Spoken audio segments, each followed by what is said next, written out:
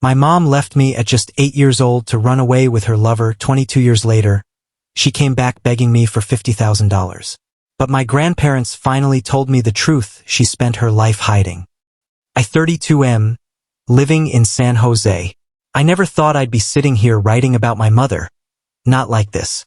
Not after everything. When I was just 8 years old, she walked out of my life completely. No warning. No explanation. One day she was sitting at the kitchen table laughing over pancakes, and the next day, she was gone. Vanished like a ghost who had never been real. And as much as it hurt back then, what hurt even more was the fact that nobody told me why. My grandparents were the ones who picked up the pieces. They took me in that very same week. I still remember clutching my little backpack while my grandma gently rubbed my back and told me it was going to be okay. Even though I knew she was lying, at least a little bit, nothing felt okay. Not without my mom. I didn't understand what had happened, just that she had left. They never said the word abandoned, but that's exactly what it was. It wasn't until years later that I learned the truth, that she'd run off with a man she'd been secretly seeing for months, maybe even years. She didn't leave because of me. She left in spite of me. Those first few months were a blur. Every morning, I'd wake up thinking maybe she'd come back. Maybe she just got lost. Maybe there was a mistake. But days turned into weeks, weeks into months, and months into years. And still not a word. No phone call. No letter. No postcard. She just stopped being my mom. And in her place were my grandparents. Warm, gentle people who raised me with more love than I think I ever would have gotten from her anyway. Still, it didn't fill the void. It just helped me learn how to walk around it. Growing up, I'd ask about her less and less. My grandma would change the subject, and my grandpa would just shake his head. Some people just aren't meant to be parents, he once said. I didn't ask again after that. Instead, I focused on my life. I worked hard in school, got a scholarship, and moved to San Jose after college to start fresh. I found a career that paid well, a circle of friends who felt like family, and a quiet kind of peace I thought I'd never have. But in the back of my mind, that silence from her still echoed. It always did. And then, 22 years later, out of nowhere, she reappeared. It was a Tuesday. I'll never forget that. I got home from work, dropped my keys on the counter, and there she was, sitting on the steps outside my apartment door like a memory that had finally caught up to me. I didn't recognize her at first. Her hair was shorter, her eyes tired. But once she spoke my name, I knew. It was her. The woman who left me at 8 years old had suddenly decided to show up after 2 decades, and I had no idea what to say. She acted like nothing had happened, like we were old friends catching up. Told me I looked just like my father, that she couldn't believe how big I'd gotten. I just stared at her. My mind was racing, my hands were shaking, but my face was stone.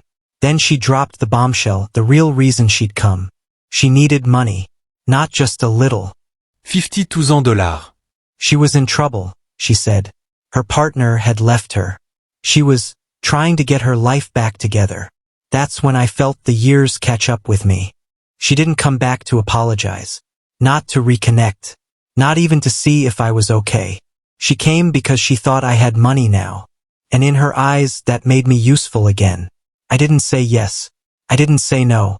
I just told her I'd think about it. But as soon as she left, I drove to my grandparents' house. And what they told me that night changed everything I thought I knew about her, and about myself. When I walked into my grandparents' living room that night, I didn't even have to say anything. My grandma took one look at me and knew something had happened. I sat down, my voice barely holding together, and told them she came back. That after 22 years of silence, she'd sat on my steps like nothing had ever happened and asked me for $50,000. My grandma just sighed and looked down at her hands. But it was my grandfather who finally spoke, and what he said made my blood run cold. He told me that there was something they'd never shared with me. Something they thought I was better off not knowing, at least until I was old enough to see her for who she really was. And that time, according to him, had come. He told me my mom didn't just run away with a lover back then, she tried to take me with her. And not in the way a loving mother would. She tried to flee with me across state lines without telling anyone. My grandfather had to get the police involved. There were legal documents filed to block her from getting custody after she disappeared. She didn't just leave. She tried to erase me from my own family. My grandma's eyes were full of tears as she spoke next. She told me that in the weeks leading up to her disappearance, my mom had started acting strange. Secret phone calls, disappearing for hours at a time, coming home with wild stories that didn't add up. And then one night, she took me from my bed, put me in a car, and started driving. If it wasn't for a neighbor who saw and called my grandparents, God knows where I would have ended up. They had to fight in court for weeks to make sure she couldn't come back and try again. All those years I thought she'd just walked out, but the truth was far uglier. She had tried to rip me away from everything that was safe and stable. Not out of love, but out of spite, out of selfishness. And the man she ran off with? He wasn't some great love story.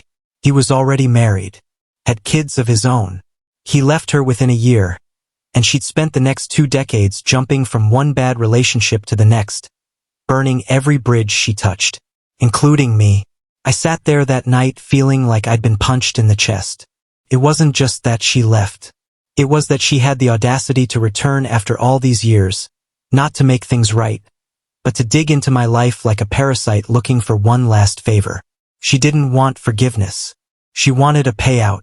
And that was when I knew with absolute clarity that I owed her nothing.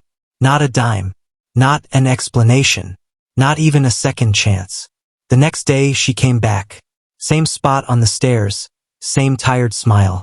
I opened the door, handed her a note, and closed it without saying a word. Inside the envelope was a check, not for $50,000 but for $0.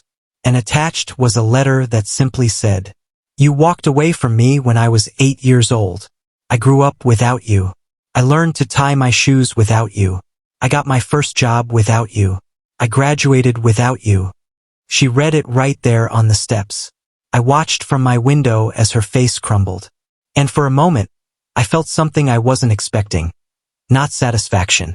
Not anger. Just closure. A quiet, long overdue ending to a chapter I'd spent my whole life pretending didn't matter. But it did. It always did. My grandparents gave me everything she never could. Stability, love, truth. And in the end, it was their support, their decision to finally tell me the truth, that set me free.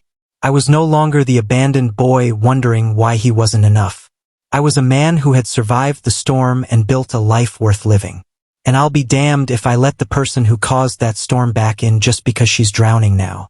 If this story hit you hard, tap that like button, smash subscribe, and stay tuned for more stories that prove some wounds don't just heal. They teach you to grow stronger.